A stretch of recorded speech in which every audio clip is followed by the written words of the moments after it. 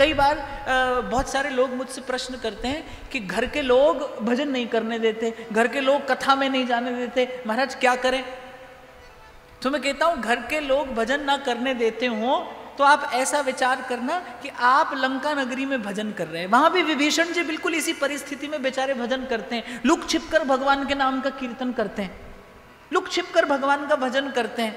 क्यों? क्योंकि निशाचर रहते हैं चारों ओर, विमुख भगवत विमुख जनों का संग है, क्या करें? पर आप देखिए भक्ति विभीषण जी की इतनी प्रबल है कि उन असुरों के मध्य में रहकर भी सतत श्वास श्वास सिमरे गोविंद, उन निशाचरों की नगरी में रहते हुए भी विभीषण जी का जीवन कैसा है? एक एक श्वास से भज श्री राम, भज श्री राम, श्री राम जय राम, जय जय राम। सुमिरन नहीं छोड़ते, नाम का स्मरण नहीं छोड़ते। और आपने खूब सुना होगा, किसी ने बड़ा मधुर गाया है, सिमरिए नाम रूप बिन देखे,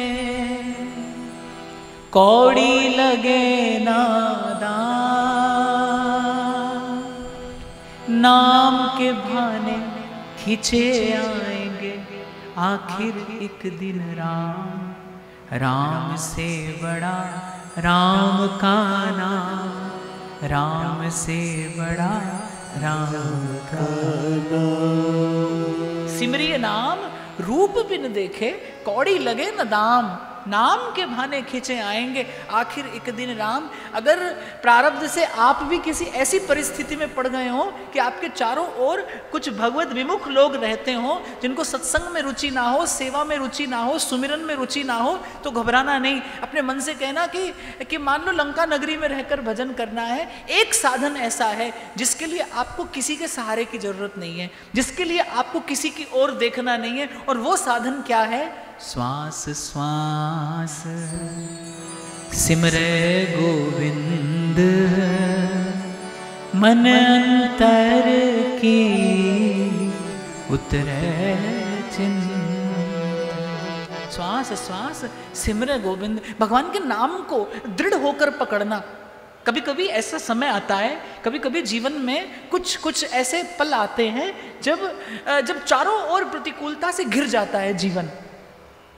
संतों का, भक्तों का चरित्र बताता है कितनी भी प्रतिकूलता हो, एक साधन ऐसा है जो आप सदा कर सकते हैं, जो आप सतत कर सकते हैं, जिसके लिए आपको किसी अन्य साधन की आवश्यकता नहीं है, और वो है हरि नाम का स्मरण। और नाम खींच कर लाता है आपके जीवन में, या तो नाम भक्त को खींच कर ले आएगा या भगवान को खींच कर ले आएगा। आप देखिए विभीषण जी के साथ बिल्कुल ऐसा हुआ निशाचरों की नगरी में, लेकिन विभीषण जी ने राम नाम नहीं छोड़ा, हरि नाम नहीं छोड़ा। और जब हनुमान जी लंका नगरी में डोल रहे थे जगदम्बा जानकी का पता लेने के लिए कि कहाँ है माँ, कहाँ जाकर उनका दर्शन करूं, तो बस ऐसे ही घूमते घूमते कान में, हनुमान जी के कान में स्वर पड़ा,